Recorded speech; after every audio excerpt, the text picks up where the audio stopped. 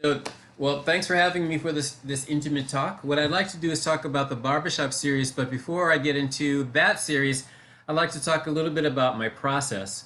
Um, I tend to work in series. So when I have an idea, like the Barbershop series, I tend to work it out on in different in different media and different objects. So that gives me a chance to just explore the idea. Here's some pieces from other series. This is from the Railroad Porter series. These works are on wood with mixed media. I tend to cut and sew into wood and add objects.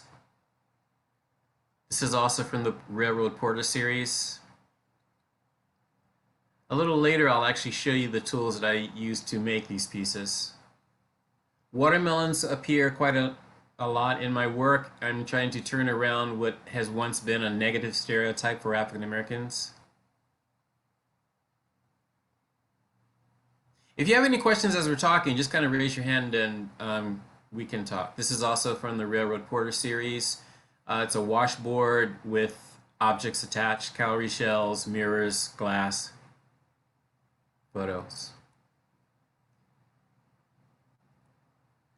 So this last piece is an open and closed door piece. This is actually the image of a dinner jacket from a railroad porter with the doors closed. This is with the doors open. The center of the body is a washboard.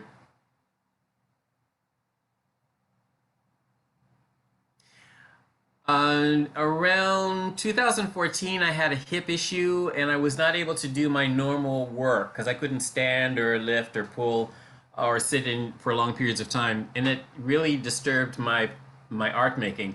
But I could sit for short periods of time and sketch. So then I decided to do sketches of people. I started off with my family, family members, and friends. I was basically working with a number 2 pencil on paper. I didn't want to get too fancy with the charcoal or special drawing pens. I just wanted to use the number 2 pencil and to push it. Once I ran out of family, I had to start approaching strangers. So I would approach people and say, "Hi, I'm working on a project. I'm working on faces. Can I do your Can I do your face? And if you let me do your portrait, I'll give you a copy." So that's what really won me over to a lot of people I did not know.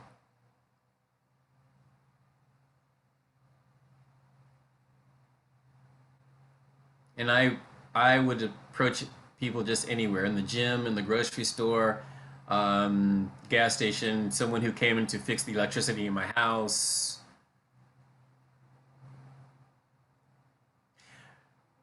By the time my hips healed, I was so deep into the process of doing these portraits, I wanted to continue, and then COVID hit.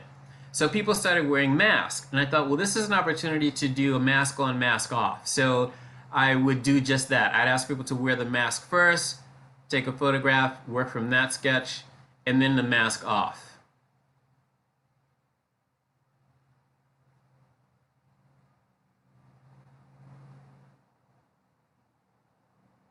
And I have to say, some of these faces are dramatically different with the mask on and off. The whole personality sometimes changes.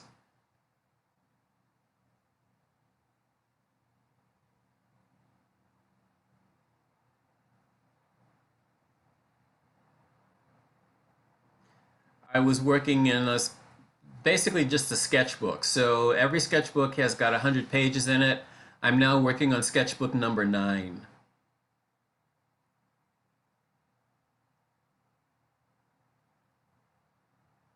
This guy was a car salesman. A friend of mine was buying a car, and I just thought he had a great face.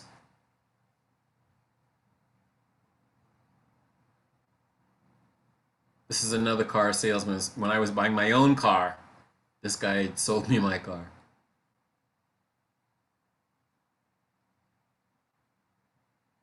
This is Joyce Scott, who's a pretty well-known artist in the Baltimore area.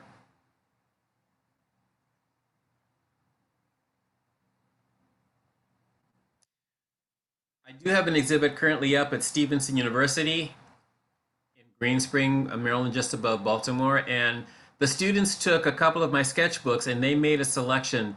They took images from the Mask On, Mask Off series and mounted them on the wall. So this is what that wall looks like. This is 187 images of mask on, mask off drawings. And in the foreground, you can see some of the puppets. I wasn't focusing on the puppets tonight, but this is what they look like. They're made out of wood. So with the Barbershop series, I had done a barbershop painting. At the time, I was not focusing on doing a series, but I happened to be in the gym one day and I was shaving my head, and this guy came up behind me and said, "What do you know about shaving heads?" And I said, "Well, I shave my head every other day. Who are you?" It turned out that he is a barber and he had his own shop. So I asked him if I could sit in a shop and take some pictures. This was a painting I'd done before meeting this guy. And I was working pretty much from imagination in a photograph. But when I got to visit this guy, I was able to sit in his shop and make some sketches, take some photographs, and then work in my studio from those images.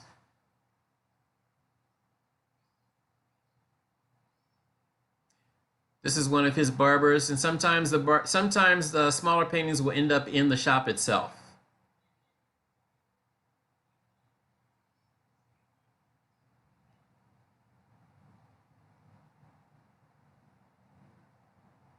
This is all from that one barber shop.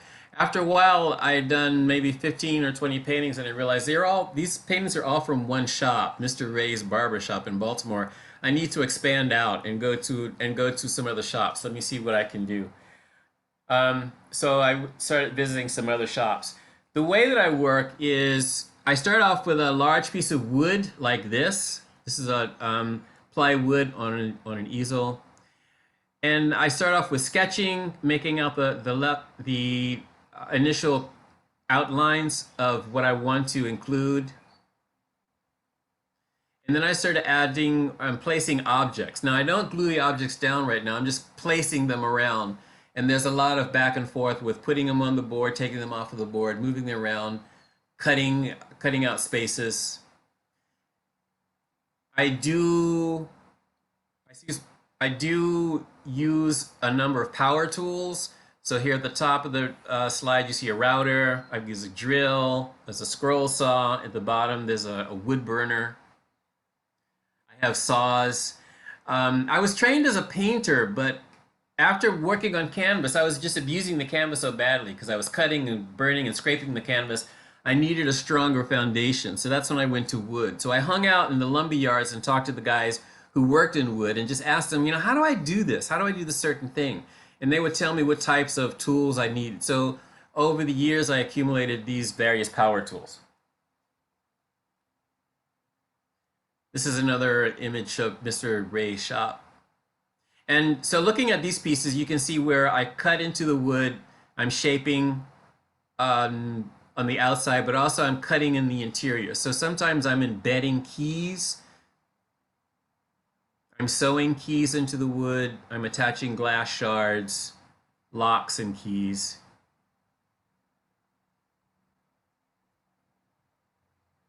This is a shop that's in Tacoma Park.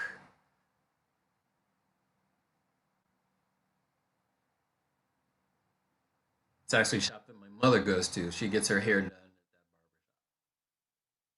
barbershop. This shop is in Montgomery County. After a while, I recognized that barbershops are all different. They all have their own atmosphere, but there are certain things that they have in common. They all have the chair for the customer. They have chairs for the waiting customers. They all have mirrors, of course, and of course they have the hair products. But beyond that, the atmosphere is just very, very different. Each setting is unique. Any questions for me so far? What is the symbolism of the cards and the keys? The cards for me have evolved into a metaphor for what do you do with the cards you're dealt. So in life, if you're dealt a certain number of cards, what do you do with those cards? And depending on the game you're playing, each card can have a different value. So that's what those have come to represent in these works. The keys, I'm fascinated by the fact that everybody I know has got at least one key. They've had it for more than a year and they don't know what it belongs to. but they don't want to give the key up. So what is it about the power of keys? Keys are tools of access. You can lock something up, or you can open it up if you have the right key.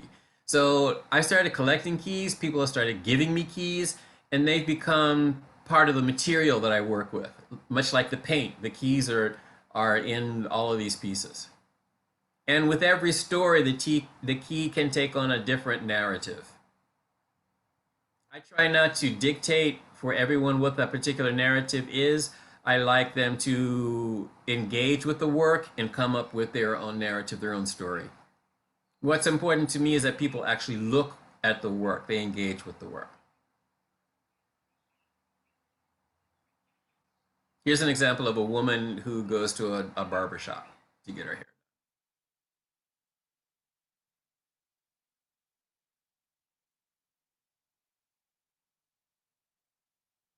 These pieces also have sign language, and that is from the fact that as a kid in daycare, I was in daycare with a deaf boy, and I just recently started to reflect on the fact that Billy was deaf, but we played together. So what did we actually do? And I realized that deaf people are all around us, and you may or may not know that a person close to you is hearing impaired unless they reveal themselves, because they can mimic motions of hearing people, but unless they want you to know that they're deaf, they may not let you know. You may not know. This scene, I'm playing around with an auction house, actually. I was in New York and looking at paintings that were going up for auction. So I thought, I'm going to put a barbershop piece in an auction. So that was the inspiration for this particular piece.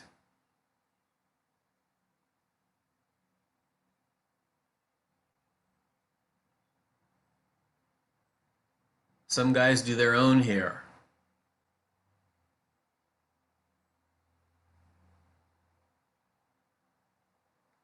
What were some of the elements you had incorporated on that last one?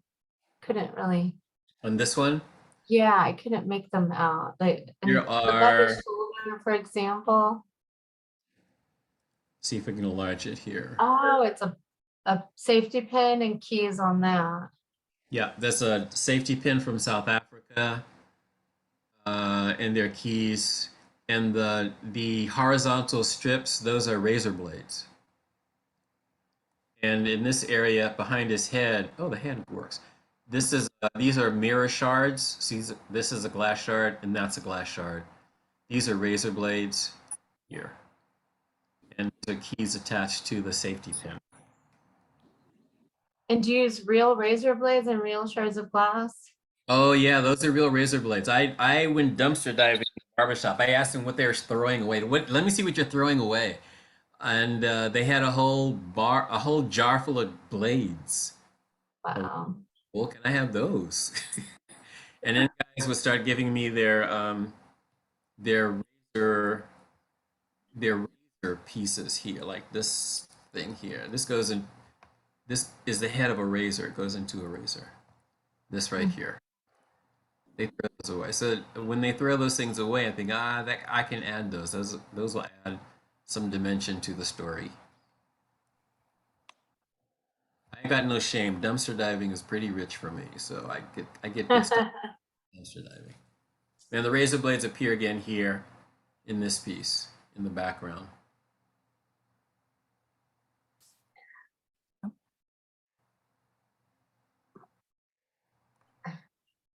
Pardon me, may I ask a question? Yes, go ahead. Oh, please, what does the sign language say? I know those are alphabets, but I guess they're different for each of the portraits here, the Yeah, pieces. What yeah. words, what does that represent? Um, it's different with every piece, and Yeah, let's see if I can enlarge it so you can see. Hold on for a sec. Okay, do you see here in this little? yeah. It's like- I include the letter right here. Oh, I If couldn't see, I'm sorry. you look at it, when you're looking at the painting, you don't really notice it. But I decided I would give people the letter. Thank you. Yeah. So I- every and sometimes the word is something like play or trim or cut. It varies from piece to piece. Okay, thank you. This one says play. It's Play. Hey, Because this was a kid who, I don't know how old he was, maybe 4. But while he was getting his hair done, he was playing on his little computer, on his tablet the entire time. He didn't miss a beat. He was just playing with his tablet the whole time.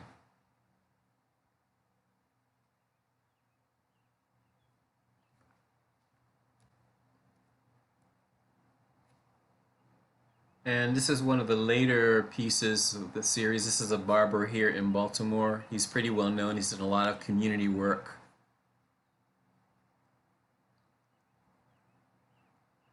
So you know that I use power tools. So this is where I cut into the wood here and I attach wooden frame corners. I cut out shapes. I cut out the size of the wood here. I'm attaching things like rulers.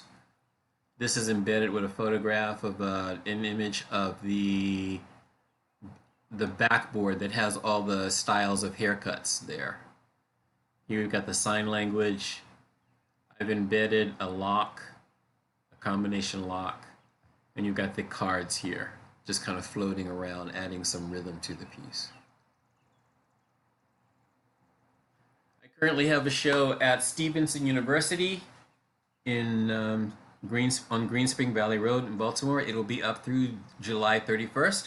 There are 22 pieces plus that wall with 187 portraits. So if you get a chance, go by and take a look at that show. And that's my last slide. Great. Do you have any events coming up at the exhibition, or are they all over with?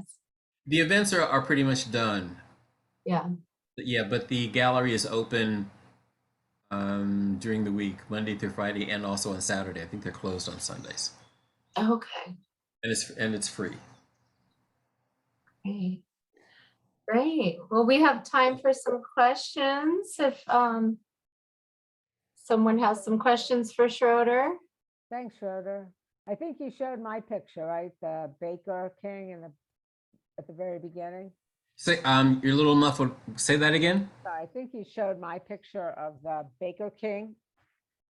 Oh, yeah, that's yours. Yeah, Did you bought one of his pieces? yeah, a long time ago. Yeah, she came. Oh, Where is it? I was at the beginning.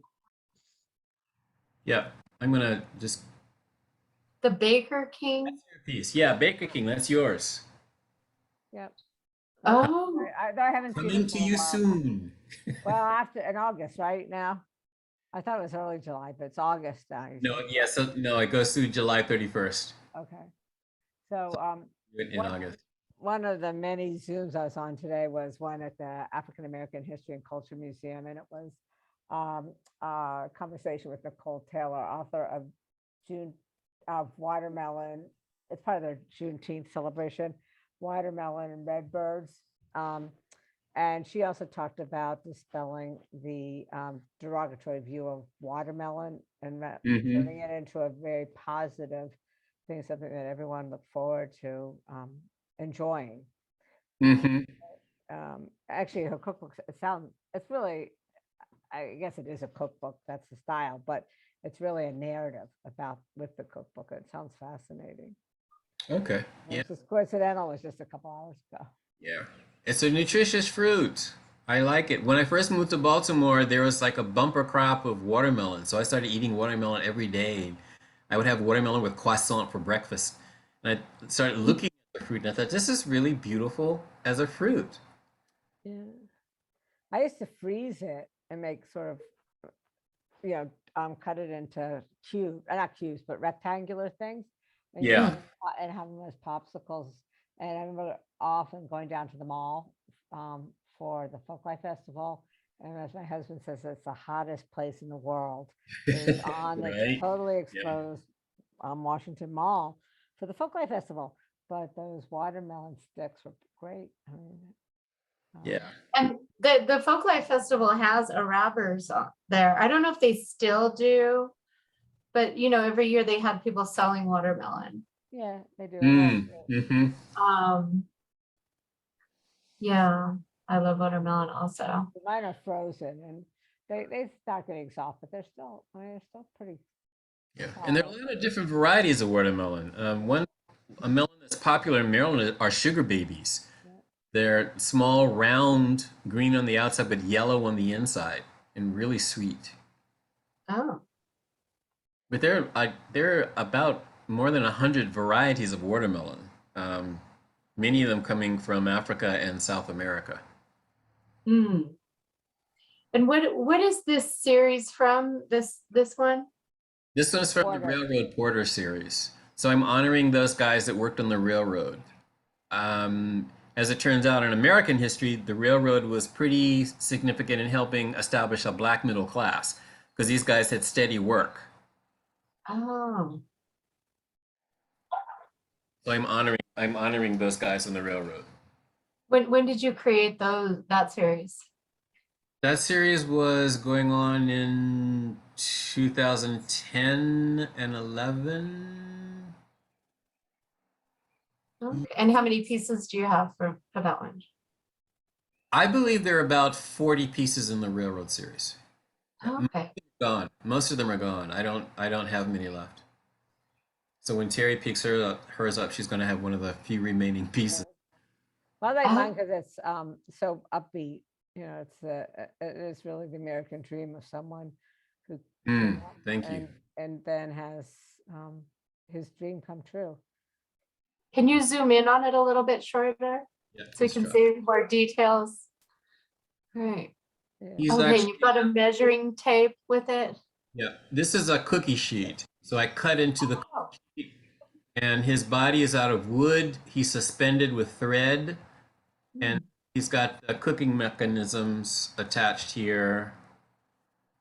Uh, yeah, so this is I don't, is that a pizza cutter? Is some kind of, It Yeah, is. there's a for dough cutter or dough it's cutter. a dough cutter. That's what I'm saying. Yeah, it's a dough cutter.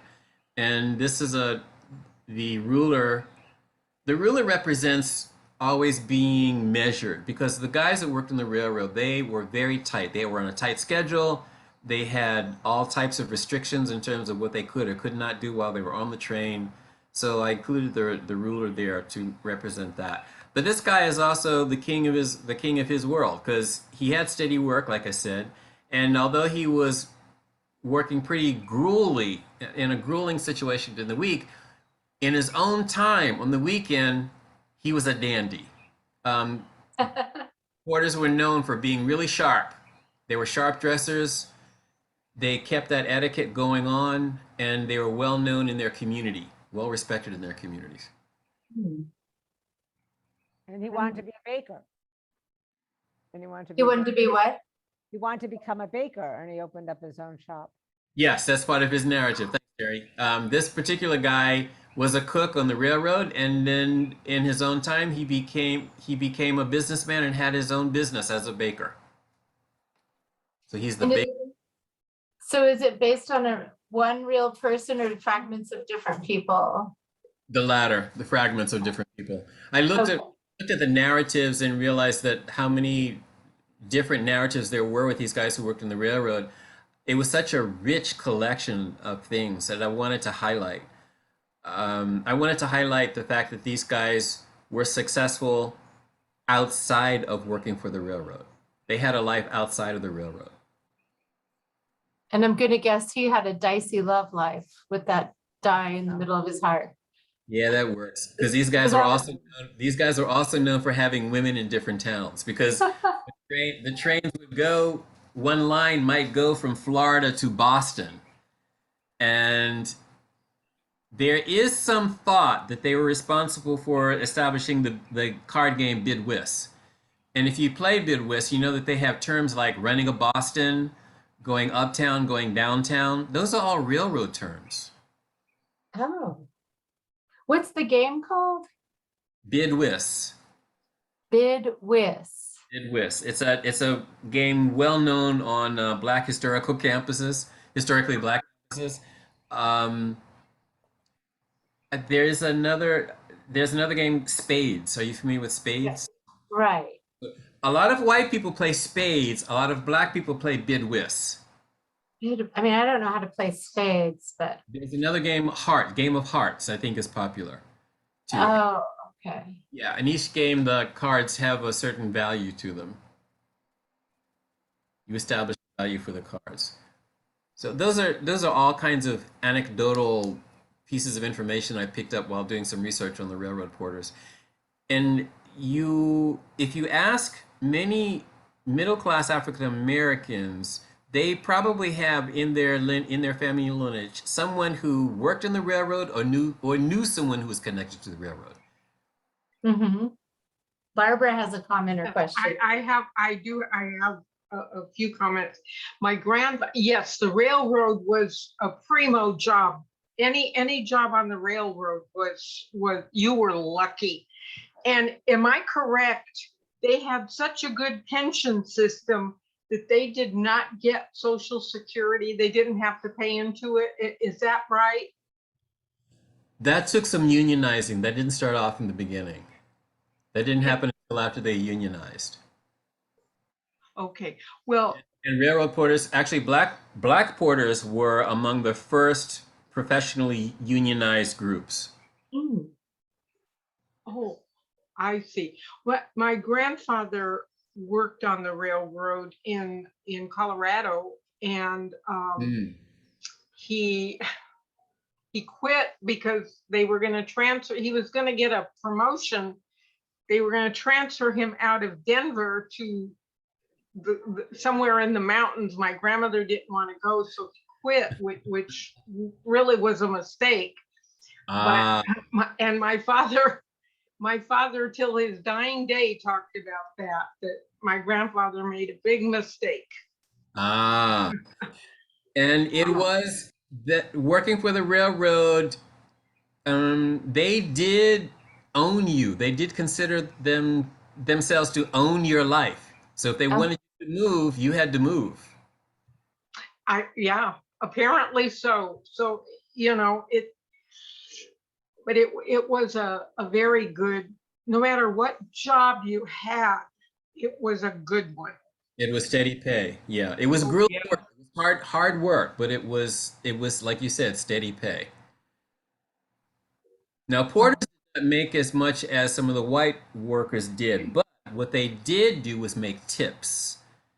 And that's where they made a lot of money. They made a lot of money in tips. Oh, yes. Yeah. So one of the reasons, I don't know if I share this with you, Schroeder, but one of the reasons I wanted that particular piece was because, well, I told you a few reasons, but one was because one of my first students is from El Salvador, and her cousins came to the United States before she did, actually in the 80s, and they were granted amnesty by Reagan. So to my utter surprise, they all love Reagan. But in any case, they started washing glasses at the Watergate pastry shop, and eventually they moved up to be bakers. And their dream was to open their own bakery. And they eventually did a while ago. I don't know, maybe 10 years ago, and it's called Passion Bakery. And now they have at least 3 that have survived through the pandemic. And what they've done is that they've hired a lot of their relatives to work in the bakery. And so, and so when she became a citizen, she gave me a mango mousse cake to thank me for her help. And also she brought one for my birthday, that kind of stuff. So, I've had appreciation for the bakers. It's hard work, but there's a lot of reward in it. So. Oh, good. Yeah, I I like that. That's a rich connection. Thanks. Anybody else have any questions? Yeah, go ahead, Terry. Did you have another one? No. Another, okay, that's your. So could we go back to the barbershop photos? Yeah. And tell us, you were on our other program on Saturday, and you went in, donc it feels like we just continued the conversation, but the folks here weren't on that, I don't think. So did you tell us tonight how you got into that? You did tell how you Right. met Right. the person at the gym about what do you know about shaving your head and Right. Yeah, it was pretty much a dare um, that started it all.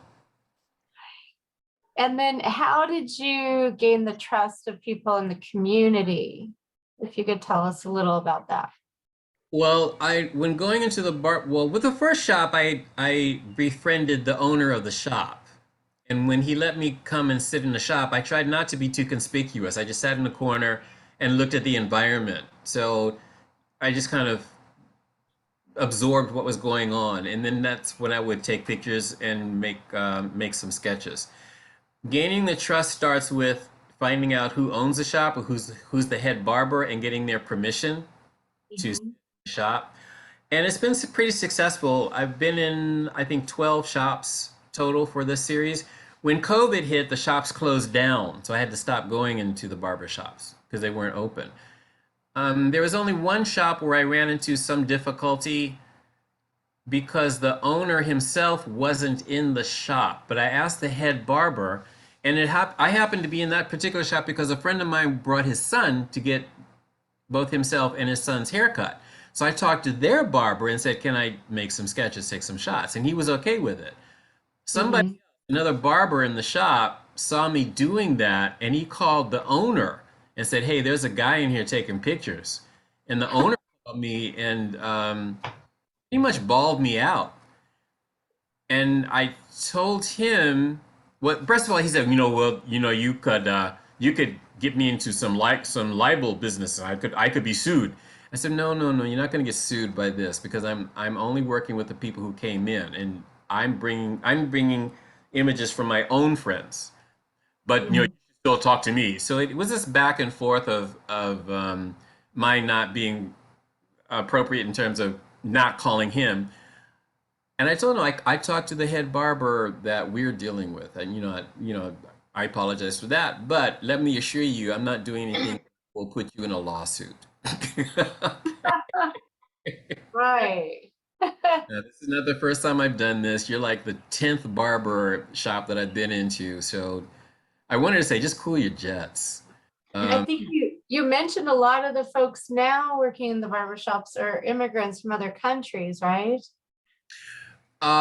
there was one shop that had a lot of immigrants in it, and that was this shop. Yeah. Ghanaian, Trinidadian, Cameroonian, Nigerian. They were Mhm. like from all different countries. And in that particular shop, they had a big screen television, and they were watching the soccer. They weren't watching American football. They were watching soccer. Football. Yeah, Football. real football. Um, so that was the environment for that particular shop. Right. And so were you more welcome or were you greeted with a little more suspicion? Usually I was pretty welcome. The guys, Yeah. this guy was pretty friendly. Yeah, he's a pretty jovial guy. Yeah. And when I offered to do his portrait first, he bought into it and was really happy with it. And then when I told him that I wanted to include him in the painting series, he was really excited. And that's him holding the painting. Great. Wow. And I remember you mentioning oftentimes they have very vibrantly colored walls. As And you can see, yeah, on his wall is bright orange on one side, and I think on another side is like bright yellow. So that changes from place to place too. Sometimes the colors are somber and dark. Other times they're just very very bright. This one was just a white wall. right. And The- can you describe the sounds also? Like you mentioned in one shop, they had the soccer game on. What other sounds might we hear in these Oh, barbershops? you're gonna hear conversation, and you're gonna hear conversation in different dialects. You're also gonna hear the clipping sounds and the razor noises. A lot of conversation, and in some places they have music in the background, so you're gonna be listening to whatever music they're playing too. They're pretty animated places in general. Mm-hmm. And are they partaking, are they drinking or eating too while inside? Generally not. Generally not. Generally Yeah. not. No. I went into one place that catered to a clientele, and they offered cigars and bourbon. But that was the only place that actually offered food. Mm-hmm. Right. Interesting. No, Wow. but yeah, you're pretty much dealing with chemicals and hair Right. and the razor blades. Right. Yeah. And so are you doing more of these or have you No, done? since COVID, when COVID hit, and the shops closed down, I went into another series. I'm now working on a series called Future Voters, and that's in response to voter suppression issues that are happening in the country. So I'm looking at children who may not understand what's going on now, but when they become eligible to vote, they may reflect on these things that happened when they were kids. For example, hearing people say, oh, it's illegal now to pass water in the line when you're standing to vote, or it's illegal to serve food when you're standing in line to vote, or they changed the voting district boundaries so that our neighborhood isn't included anymore. These types of conversations, I think, are going to reverberate into the future. So I'm using that as an opportunity to focus on kids, and still making compositions. The shot that I showed you early on, this is actually part of the book series. This young girl is a part of that series. And the text here, yeah, this text talks about um, no person shall solicit votes in any manner or by any means or method, nor shall any person distribute or display any campaign material, nor shall any person give, offer to give, or participate in the giving of any money or gifts, including but not limited to food and drink, and electorate to the new. This is in a new election law. In which state is that? That was in Georgia. Okay. Yeah. Right. Or It's Georgia. But I think they've got some crazy laws in Florida and also in Texas. Uh-huh. Definitely. So that's the inspiration for the current series. Great. A friend of mine's from Georgia, but she was living here and she actually bought a house here, so she registered. And she was so amazed when she went to her first election and she didn't have to show ID. It just went really smoothly. And that was actually pre-COVID. It was in person. And then obviously later it was mail-in. But yeah, we just finished last week um, a 3-part video for geared to high school students and also for new voters, mostly high school students. And we're actually, it's ready for, it has been released, but we're not pushing it for the primary because that's too hard to understand, especially because in Maryland, it's a closed election during the primary. So we're pushing it for the general election. But the thing this year is that legalization of marijuana is going to be on the ballot. So we think that's going to be a real draw. So we're very optimistic that we're going to get a lot of new voters, the teen voters. And so that was one thing. And then there's something else about it, but it was. But anyway, that was our big thing that we're expecting to get a lot of in Maryland. But Maryland's pretty easy, and we don't appreciate. I don't think we realize how easy it is to vote in Maryland. Fine. Yeah, we have to protect our access to voting, making it fair for everyone. Yeah. Yeah, well, before we go, I don't think Schroeder, if you could just tell us briefly, how did you become an artist? Because you've been with us so many times, we feel like you've already told. I know I've heard the story before, but how did you get into art and also puppetry? Schroeder is a well-known puppeteer, and that's how I first came to know you. Yeah. So how did you get I grew into up in Washington, D.C., and I was an arts kid. I always drew and I played with puppets when I was a kid. My parents supplied me with paper and crayons and paints and I played with puppets. I stopped playing with puppets when I was in sixth grade because it just wasn't cool for a guy to do puppets. But when I got to college, one of my instructors, Martin Puryear, was doing some elaborate kites. And I asked him why he was doing the kites. He said those were what he did when he was a kid. He wanted to experiment and see how he responded to something that was a childhood interest. And in my case, I thought, well, that's cool. My childhood interest was puppetry. Let me go back and see what I think about puppets. And one thing led to another. And I started working with puppets. I apprenticed to a puppet master in Chicago. And I'm still working puppets today. So it went back to a childhood interest. In fact, I talk to adults today and I always ask them, what did you do as a kid? What did you play with, or what games did you engage with when you were a kid? Because that says a lot about a person.